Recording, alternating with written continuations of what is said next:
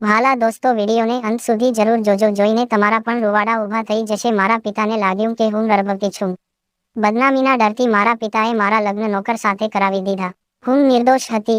લગ્નના 6 મહિના પછી જ જ્યારે મને એક બાળકનો જન્મ થયો, ત્યારે હું બાળકને જોઈને ચોંકી ગઈ. કારણ કે આ બાળક તો મારા. જ્યારે હું કોલેજથી થાકીને ઘરે આવી ત્યારે પિતાને ઘરે જોઈને હું આશ્ચર્યચકિત થઈ ગઈ, કારણ કે પિતા આ સમયે ઓફિસમાં રહેતા હતા. આટલી ગરમ બપોરે તે કેમ ઘરે આવ્યા? ગરમી અને પરસેવાના કારણે મારી હાલત ખૂબ જ ખરાબ હતી. પપ્પાએ મારી સામે ઊંડે સુધી જોયું, જાણે તેઓ મારી પાસે કાંઈ જાણવા માંગતા હોય. મારી સામે ખૂબ જ વિચિત્ર રીતે જોઈ રહ્યા અને પૂછવાનું શરૂ કર્યું, માનસી, તને કોલેજથી આવવામાં આટલો સમય કેમ છે લાગ્યો? મારા પિતાની વાતથી ચોંકીને ઉઠીને હું તેમની સામે બેસી ગઈ અને કહેવા લાગી કે આજ કોલેજમાં એક્સ્ટ્રા ક્લાસ હતો, તેથી મને ઘરે આવતા મોડું થયું. પપ્પાએ મારી સામે માથાથી પગ સુધી જોયું અને કહેવા લાગ્યા, બસ આટલી જ વાત. મને તેની આ પૂછવાની રીત ગમતી ન હતી, પણ આ કોઈ નવી વાત નહોતી. ઘણા વર્ષોથી હું તેના વ્યવહારથી પરેશાન હતી. ભાગ્યે જ મારી વાત માનતા. તેના પ્રશ્નોનો એવા હતા કે જાણે હું તેમનાથી કંઈક છુપાવી રહી છું. મેં કહ્યું, પપ્પા, આટલી જ વાત હતી. મારી સાથે ડ્રાઈવર હોય છે, તમે એને પૂછી શકો છો. મને કોલેજમાં લઈ જનાર ડ્રાઈવર 24-25 વર્ષનો યુવાન હતો. તેનું નામ આલોક હતું. પપ્પાને તેના પર ઘણો વિશ્વાસ હતો. પહેલા તેના પિતા અમારી કામ કરતા હતા. તેઓ ખૂબ જ શરીફ લોકો હતા. જ્યારથી હું કોલેજ જવાનું શરૂ કર્યું ત્યારથી આલોક મને લાવવાની જવાબદારી લેતો હતો. આટલું આશ્વાસન આપ્યા પછી પિતાજીએ કોઈક રીતે મારી વાત માની લીધી. તેણે કહ્યું કે રૂમમાં જઈને ફ્રેશ થઈ જા, પછી ચાલો સાથે બેસીને જમીએ. મારા પિતાની આ વાત મને બિલકુલ પસંદ ન હતી. કહેવા માટે તે મારા પિતા છે, પણ પ્રેમ કરે છે તે કહેવું તો દૂરની વાત છે. તેઓ મારી સાથે ખૂબ જ કડક વર્તન કરતા હતા. તે મારી દરેક નાની નાની વાત પર નજર રાખતા હતો. તે રાત્રે મારા રૂમમાં ઘણી વખત ચક્કર લગાવતા હતા. ખબર નહીં કેમ પપ્પાને મારા પર વિશ્વાસ ન આવતો. જ્યારે મારો ગુસ્સો થોડો ઠંડો થયો ત્યારે હું ફ્રેશ થઈને બહાર જમવા માટે ડાઇનિંગ ટેબલ પર બેસી ગઈ. પપ્પા વારંવાર મારી સામે જોઈ રહ્યા હતા. એવું લાગતું હતું કે તે મને કંઈક કહેવા માંગે છે. મેં તેને ઘણી વાર પૂછ્યું, આખરે વાત શું છે, પણ તેણે મારી વાતનો કોઈ જવાબ ન આપ્યો. જ્યારથી માં આ દુનિયા છોડીને ગયા છે ત્યારથી પપ્પાએ મોટી કરી. મારી જ માતાનું અવસાન થયું ત્યારે હું લગભગ 10 વર્ષની હતી, પણ હવે હું 17 વર્ષની હતી. પપ્પા હંમેશા મારી સાથે કડક રહેતા. તેના આ વ્યવહારથી હું મારા જ ઘરમાં ગુંગળામણ અનુભવતી. કોલેજમાં મારી એક મિત્ર શ્વેતા સાથે મારી ગાઢ મિત્રતા હતી. ક્યારેક હું તેના ઘરે જતી. તેનો એક ભાઈ હતો, આશુતોષ. જ્યારે હું શ્વેતા સાથે ઘરે પર જતી ત્યારે આશુતોષ પણ અમારી સાથે વાત કરતો. ક્યારેક આશુતોષ શ્વેતાને કોલેજમાં મૂકવા આવતો. તેને જોઈ મને લાગે કે તે મને પસંદ કરે છે. તે સારો છોકરો હતો, પરંતુ મારા પિતાના ડરથી હું પ્રયત્ન કરતી હતી કે તેનાથી દૂર રહું. પરંતુ મારું નસીબ ખરાબ હતું. મને ખબર નથી કે તે શું હતું. મારા પિતા મારી પાછળ મારી કોલેજ આવ્યા અને મને આશુતોષ સાથે વાત કરતા જોઈ. પપ કોલેજમાં કેમ આવ્યા તે ખબર નહોતી, પણ તે દિવસથી મારું જીવન વિનાશકારી બની ગયું હતું. ગુસ્સે થયેલા પિતાએ મને કારમાં બેસાડી અને તેમની સાથે ઘરે લઈ ગયા. પપ્પા મારી કોલેજમાં આવવા જવાનું બંધ કર્યું. તેમને શંકા હતી કે મારા આશુતોષ સાથે સંબંધ છે. મેં મારા પિતાને ખૂબ સમજાવવાનો પ્રયત્ન કર્યો, પરંતુ પિતાએ મારી વાત સાંભળી અને ગુસ્સામાં મને કહેવા લાગ્યા, તે મારો વિશ્વાસ તોડ્યો છે. તારી માં ના ગુજરી ગયા પછી મેં રોજ તારી ચિંતામાં વિતાવી છે. આટલા ધ્યાન રાખવા છતાં આજે તો પણ તેમ મારું મોઢું કાળું કર્યું. પપ્પાની વાતે મને અંદરથી હચમચાવી નાખી. મારા રડવાથી કોઈ ફાયદો ન થયો અને કોઈ ગુનાહ વગર મારો અભ્યાસ અધવચ્ચે અધૂરો રહી ગયો. જ્યારે આશુતોષ સાથે મારો એવો કોઈ સંબંધ નહોતો કે મારે મારા પિતા સામે શરમાવવું પડે કે પિતાની ઇજ્જત પર દાગ લાગે. હું આખો દિવસ મારા રૂમમાં ચૂપચાપ સૂઈ જતી. અમારા ઘરમાં પૈસાની કમી નહોતી. મારે જેની ઈચ્છા હતી તે સ્વતંત્રતા હતી. જ્યારે મારા પિતાને પણ મારા પર વિશ્વાસ ન હતો, તો હું અજાણ્યાઓ પાસેથી શું અપેક્ષા રાખું? એક દિવસ મારા પિતાના મિત્ર પ્રમોદ કાકા, જે મારા પિતાના બિઝનેસ પાર્ટનર પણ હતા, અમારા ઘરે આવતાની સાથે જ તેણે મને મારા અભ્યાસ વિશે પૂછવાનું શરૂ કર્યું. મેં રડતા રડતા તેને બધું કહી દીધું. પિતાના હતા, તેથી મેં મારા દિલની દરેક વાત સરળતાથી કહી દીધી. તેણે મને કહ્યું, ચિંતા ન કર, તારા પિતા સાથે વાત કરીને હું તારો અભ્યાસ ફરી શરૂ કરાવીશ. પ્રમોદ કાકાની વાત સાંભળીને મને થોડો સંતોષ થયો, કારણ કે પિતા પ્રમોદ કાકા જે કહેતા તે બધું સ્વીકારતા. કોક દિવસ પ્રમોદ કાકા વાત કરતા પહેલા મારા જીવનમાં નવો વળાંક આવ્યો. એક દિવસ રાત્રે હું ગાઢ નિંદ્રામાં સૂતી હતી કે પિતા અચાનક મારા રૂમમાં આવ્યા. ત્યારે મારા મોબાઈલની રિંગ વાગી હતી. પછી પિતાએ મારો મોબાઈલ ઉપાડ્યો અને ફોન પર આશુતોષ હતો. તેણે મને આ અંગે પૂછપરછ કરવા માટે ફોન કર્યો હતો કે તેને ખબર હતી કે તેના કારણે મારો અભ્યાસ બંધ થઈ ગયો છે. જ્યારે તેને મારી મિત્ર શ્વેતા પાસેથી આ વિશે જાણ થઈ, ત્યારે તેને ખરાબ લાગ્યું અને તરત તેને ફોન કર્યો. પરંતુ પિતાએ તે ફોનનો પણ ખોટો અર્થ કાઢ્યો. તેઓ વિચારતા હતા કે મારો આશુતોષની સાથે ખરેખર સંબંધ છે. મારા પિતાએ મારો મોબાઈલ પણ છીનવી લીધો અને મને રૂમમાંથી બહાર જવાની મનાઈ કરી. ત્યારબાદ હું રૂમમાં બંધ રહેતી હતી. ક્યારેક પ્રમોદ કાકા આવે ત્યારે મારા રૂમમાં મને મળવા આવતા. તે મને સમજાવતા કહેતા, બસ થોડા દિવસો રાહ જોઈ લે, હું તારા પપ્પાને તારા અભ્યાસ માટે મનાવીશ. હજી આ બધી વાતને 2 દિવસ પણ વીત્યા ન હતા અને પપ્પા મારા રૂમમાં આવ્યા અને કહ્યું કે તું હવેથી મારા રૂમમાં સૂઈશ. હું યુવાન છોકરી હતી. મારા પિતા સાથે સૂવું મારા માટે શરમજનક હતું. મેં મારા પિતાને કહ્યું, હું મારા રૂમમાં ઠીક છું. મારી વાત સાંભળીને પપ્પાએ ગુસ્સામાં કહ્યું કે રાત્રે તને રૂમમાં મળવા કોણ આવે છે? પિતાજીના આવા શબ્દો સાંભળીને મારી આંખમાં આંસુ આવી ગયા અને રડતાં રડતાં કહ્યું, તમારી દીકરી પર એક વાર તો વિશ્વાસ કરો. પપ્પાએ કહ્યું, મારાથી થયો તેટલો ભરોસો મેં કર્યો છે, પણ આજથી તું મારા રૂમમાં જ સૂઈશ. તે દિવસથી પિતાએ તેમના રૂમમાં મને સૂવવાનું શરૂ કર્યું. પિતાના રૂમમાં સૂતી વખતે તે આખી રાત જાગતી હતી, કારણ કે મને પિતાના રૂમમાં રહેવું ગમતું ન હતું. આખી રાત જાગવાથી જ્યારે હું મારા રૂમમાં જતી, તો આખો દિવસ સૂવામાં પસાર કરતી. હજી તે વાતને 3 મહિના વીતી ગયા હતા અને અચાનક મારી તબિયત બગડવા લાગી. એવું લાગ્યું કે મારું માથું ભારે થઈ રહ્યું અને મને ચક્કર આવી રહ્યા છે. પપ્પાએ મારી બગડતી તબિયત જોઈ કે તરત જ તેમને ખાતરી થઈ ગઈ કે હું પ્રેગ્નન્ટ છું. મારી હાલત જોઈને પિતાએ મને ગુસ્સામાં કહ્યું, જો તારા ખોટા કામનું પરિણામ અમારી સામે આવી ગયું છે. અમને જે ડર હતો તે થયું. તું તે છોકરા સાથે ફોન પર ખાલી વાત ન કરી, પણ તે અમારા પરિવારની ઇજ્જત બગાડી નાખી. હવે અમારે મોઢું ક્યાં બતાવવું? પિતાજીની આ વાતો સાંભળીને મારા માથા પર આકાશ પડ્યું. બદનામી ડરથી પપ્પા ન તો મને હોસ્પિટલ લઈ જવા માંગતા હતા અને ન તો મારી કોઈ વાત પર વિશ્વાસ કરતા હતા. આ બધું થયા પછી પિતાજીએ તરત ફોન કર્યો. પ્રમોદ કાકાને ઘરે બોલાવીને તેમને પણ આ સમાચાર જણાવ્યા. આ સમાચાર સાંભળીને પ્રમોદ કાકા પણ હવે અસ્વસ્થ થઈ ગયા અને મારી સામે જોઈને બોલ્યા, માનસી, પહેલા મને લાગતું હતું કે તારા પપ્પાને કોઈ ગલતફહેમી છે, પણ તે તો તેની ઇજ્જત માટીમાં ફેરવી નાખી. તારા પિતા વિશે એકવાર પણ વિચાર્યું નહીં.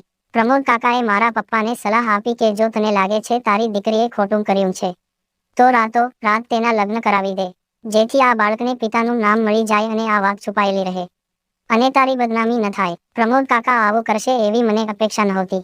મને લાગ્યું કે કદાચ તે મારી વાત સમજી જશે.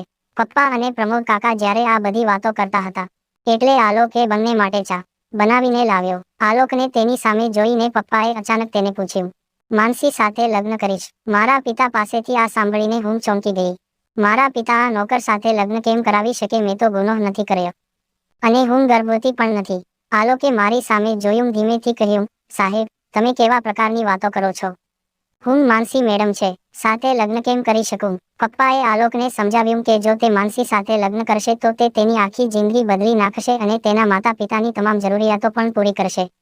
પિતાની સમજાવટ પછી આલોક મારી સાથે લગ્ન કરવા રાજી થયો અને પછીના 1-2 દિવસમાં મારા આલોક સાથે લગ્ન કરી દીધા. હું ઈચ્છતી ન હોવા છતાં પણ લગ્નને ના પાડી શકતી નહીં થઈ ગયા પછી પિતાએ તેને ભેટમાં ફ્લેટ લઈ આપ્યો. લગ્ન મેં આલોકને મારા પતિ બનવાનો અધિકાર આપ્યો ન હતો. અમે લોકો અલગ રૂમમાં રહેતા હતા. હું તેની સાથે જરૂરી જ વાત કરતી હતી અને પોતાને રૂમમાં બંધ કરી દેતી હતી. આલોકને મારાથી કોઈ ફરિયાદ ન હતી. તે હંમેશા મને ખુશ કરવાનો પ્રયાસ કરતો હતો. અમારા લગ્નને 2 મહિના વીતી ગયા. ધીમે ધીમે મારી તબિયત બગડવા લાગી અને મારું પેટ કહેવા લાગ્યું કે હું પ્રેગ્નન્ટ છું. પરંતુ મને હજુ પણ ખાતરી નહોતી કે હું પ્રેગ્નન્ટ છું, કારણ કે મારી નજરમાં મેં કંઈ ખોટું કર્યું ન હતું. તો મેં કેવી રીતે ગર્ભવતી હોઉં? પણ ડોક્ટરને બતાવ્યું તો ખબર પડી કે હું 5 મહિનાથી ગર્ભવતી છું. આ સાંભળીને મને ઝટકો લાગ્યો કે મેં તો કંઈ જ કર્યું નહોતું, તો આ બાળક મારા પેટમાં કેવી રીતે આવ્યું? ઘરે આવ્યા પછી આલોક મારી પહેલા કરતાં વધુ કાળજી લેવા લાગ્યા. તે મને હંમેશા ખુશ રાખવાનો પ્રયત્ન કરતા. તેનો આવો પ્રેમ જોઈને હું પણ ધીમે ધીમે તેના પ્રેમમાં પડી ગઈ, કારણ કે મેં મારી જિંદગીમાં પહેલીવાર એવી વ્યક્તિ જોઈ હતી જે મારી દરેક વાત સાંભળતી હતી અને કોઈ પણ સ્વાર્થ વગર મારી આગળ પાછળ ચાલતો હતો. આલોકે મારા પેટમાં રહેલા બાળક અંગે કોઈ પ્રશ્નો પૂછ્યા ન હતા. તેઓ દિલથી ખૂબ જ નિસ્વાર્થ હતા. જ્યારથી મને ખબર પડી કે હું 5 મહિનાથી ગર્ભવતી છું, ત્યારથી મારા હૃદયમાં ક્યાંક ને ક્યાંક એવો અહેસાસ હતો કે મારી સાથે જે કંઈ થયું છે તે મારા પિતાએ જ કર્યું છે. જ્યારે આ બાળક મારા ગર્ભમાં રહ્યું ત્યારે લગ્ન પહેલા તે 3 મહિના મારા પિતાના રૂમમાં વિતાવ્યા હતા. આવા વિચારોમાં મારા દિવસો પસાર થઈ રહ્યા હતા. તે દિવસ પછી મારો 9મો મહિનો પૂરો થયો અને મને પેટમાં દુખાવો થવા લાગ્યો. મને ઝડપથી હોસ્પિટલ લઈ જવામાં આવી. હોસ્પિટલમાં ગયા પછી ખબર પડી કે પ્રસૂતિનો સમય આવી ગયો છે. થોડો સમય રાહ જોયા બાદ મેં એક દીકરાને જન્મ આપ્યો. જ્યારે ડોક્ટરે બાળકને બતાવવાનો પ્રયાસ કર્યો તો મેં મૌન ફેરવી લીધું. હું તે બાળકને જોવા ન માંગતી હતી કે જેના કારણે મારું આખું જીવન બરબાદ થઈ ગયું. જ્યારે આલોકે જોયું કે હું બાળકને નફરત કરું છું તો તેણે ખૂબ જ પ્રેમથી બાળકને ખોળામાં લીધું અને તે બાળકની સંભાળ લેવાનું શરૂ કર્યું.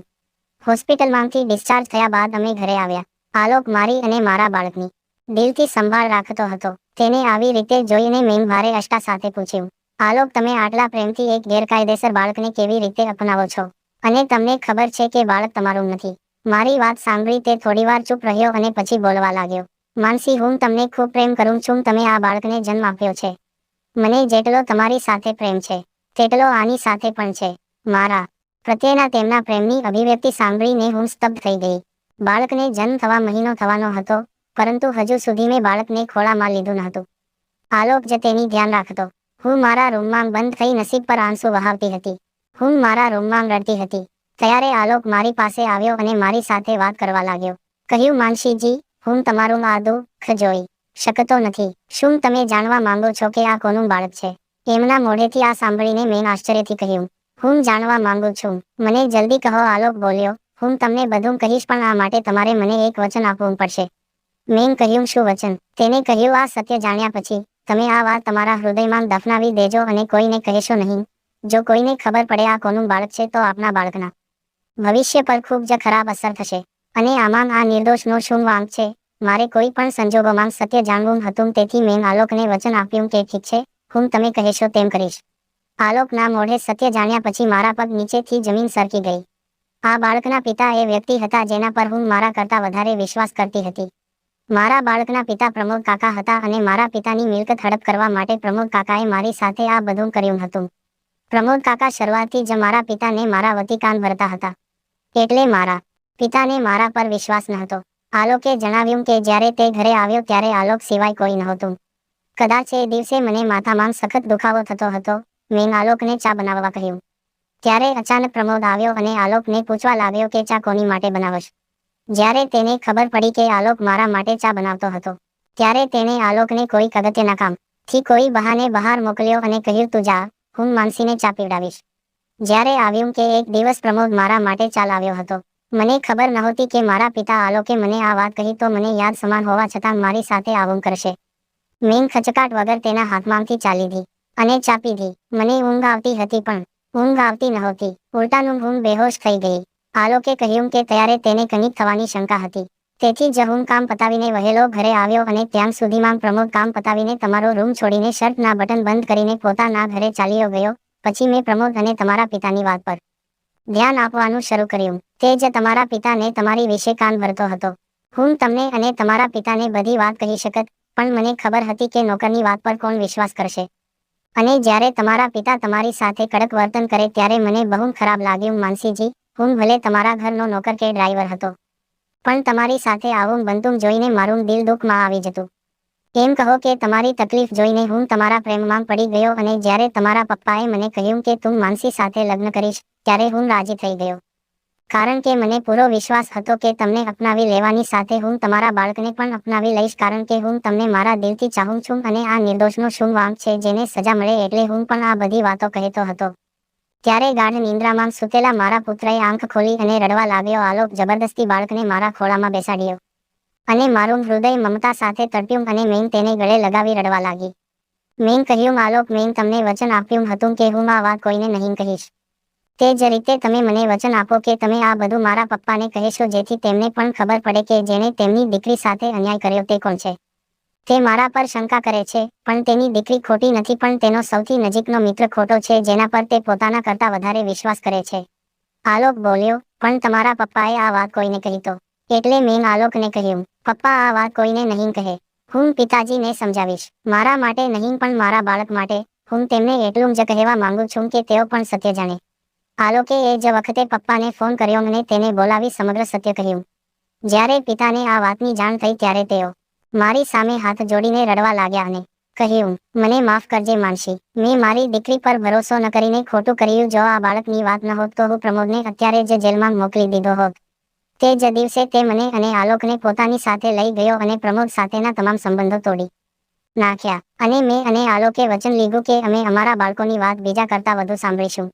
કારણ કે મારા પિતાએ જે કર્યું તે બીજા માતા પિતા તેમના બાળકો સાથે ન કરે. કારણ કે જો મારા પિતાએ મારા પર ભરોસો રાખ્યો હોત તો આજે મારે આ બધું સહન ન કરવું પડત. સ્ટોરી પસંદ આવી હોય તો સબસ્ક્રાઇબ કરવાનું ભૂલતા નહીં.